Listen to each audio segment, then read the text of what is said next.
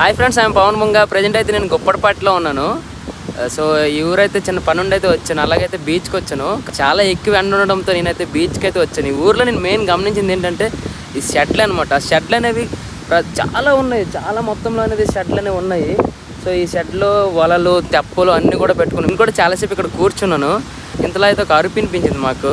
ఆ చిన్న కుక్క పిల్ల అయితే వలలో చిక్కిపోయింది. ఫైనల్గా దాన్ని చాలాసేపు తప్పించి సేఫ్ అయితే చేసామన్నమాట.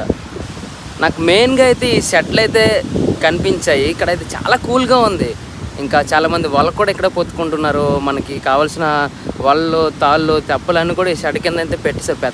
చిన్న షెడ్లు కదా, నేను చాలా ఊర్లలో కోస్టల్ విలేజెస్ కానీ ఈ ఊరు మాత్రం కొంచెం డిఫరెంట్గా నాకు అనిపించింది. కొంచెం పెద్ద షెడ్లు వేసుకొని బాగా ఉందనమాట. ఒకసారి చూడండి. ఒకసారి వాళ్ళకి తెప్పకి ఓనర్ ఎవరైతే ఉంటారో వాళ్ళు మ్యాక్సిమం వేసుకున్నారు. నాకైతే ఒకటి అనిపిస్తుంది అండి, ఎంత ఎండ ఉన్నా సరే బీచ్ ఒడ్డున చాలా చల్లగాలి ఉంటుంది. మరి అది మీకు ఎంతవరకు కరెక్టో లేదో కామెంట్ చేయండి. నాకైతే చాలా కూల్గా అనిపిస్తుంది బీచ్ ఒడ్డుకు వచ్చేస్తే.